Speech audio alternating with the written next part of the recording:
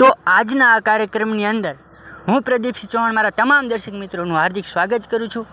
આજના આ કાર્યક્રમની અંદર યુટ્યુબના માધ્યમથી મારી સાથે જોડાયેલા નાના ભૂલકાઓથી લઈ મારી માતાઓ, બહેનો, મારા ભાઈઓ તથા બધા વડીલો, જો તમે યુટ્યુબના માધ્યમથી મારી સાથે પહેલી જ વાર જોડાઈ રહ્યા હોય તો મારી આ ચેનલ કોમેડી ધારાને સબસ્ક્રાઈબ કરી બેલ આઇકનને પણ ઓન કરી દેજો અને કોમેન્ટ, લાઈક એ બધું પણ કરી દેજો.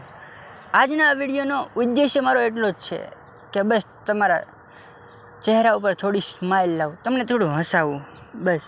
પણ એની માટે તમે નવા હોય તો આ ચેનલને સબસ્ક્રાઈબ કરવાનું ન ભૂલતા. હા, પણ હમણાં તો એક દારૂડિયો ફૂલ થઈ ગયો. ફૂલ એટલે કે આમ ગટરમાં પડી ગયો પીને. ત્યાંથી જ પોલીસવાળાની ગાડી નીકળે. પોલીસવાળા બધા એને પકડીને ઊભો કરીને, ભાઈ કે કંટ્રોલ ન રહેતું હોય તો આટલું બધું તારે પીવાય નહીં.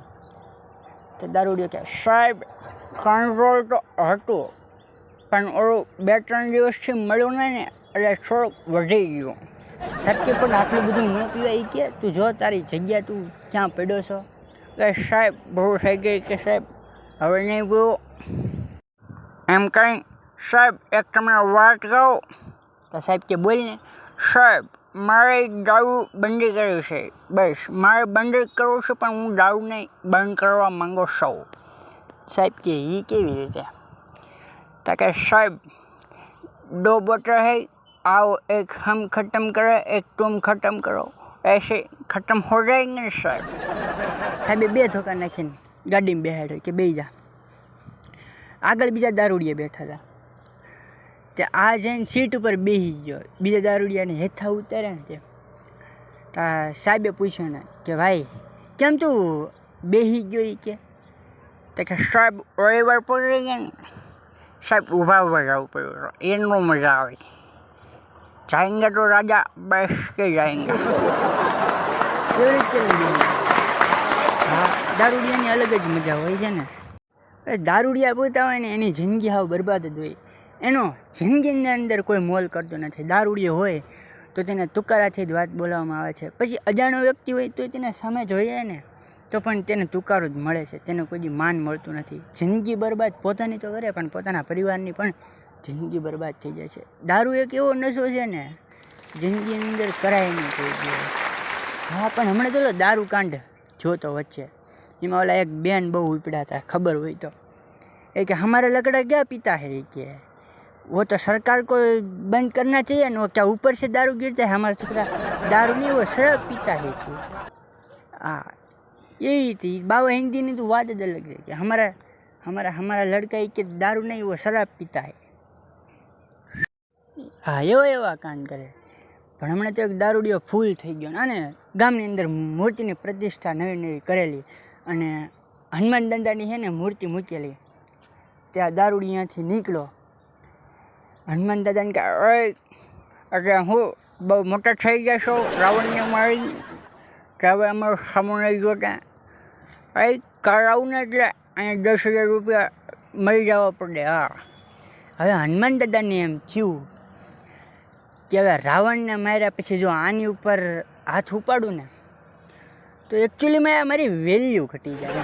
હનુમાન દાદાએ એવું કીધું કે યાર મોટા માણસ પછી કોઈને મારીને પછી તમે નાના માણસ ઉપર હાથ ઉપાડો એ ઓલા ઘોડે થઈ જાય. કે તમારી પાસે ફોર્ચ્યુનર હોય અને પછી પડખે સાયકલ લઈને જતો હોય એની સાઈડ કાપીને તમે એન્ટ્રી પાડો તેનું કંઈ મૂલ્ય નથી. ફોર્ચ્યુનરવાળાને મર્સિડીઝની સાઈડ કાપો, લેમ્બોર્ગિનીની સાઈડ કાપો તો એની વેલ્યુ વધે. હા, હંમેશા હે ને દુશ્મન ગોતવો સરખો સામો ગોતવો. તો હનુમાન દાદાને આમ એટલી દાય ચડીને કે એક કદા ભેગું ગોટો વાળી દો. પણ એ કે હવે જો આને મારું ને તો પછી રાવણને માર્યા પછી આને મારું એટલે ખોટું. પછી વાહે જે પૂજારીઓને જે મૂર્તિ પ્રતિષ્ઠા કરી હતી ને એ કે હવે જો કાલે અહીં 10,000 રૂપિયાને મૂકીને તો નવી મૂર્તિની ખંડિત કરી નાખશે.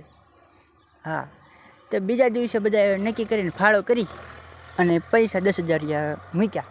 પેલો દારૂડિયો આવ્યો, 10,000 રૂપિયા લીધા. એ કે હા બસ આવી મૂકી દેવાના, ભરા પીવા ખબર છે?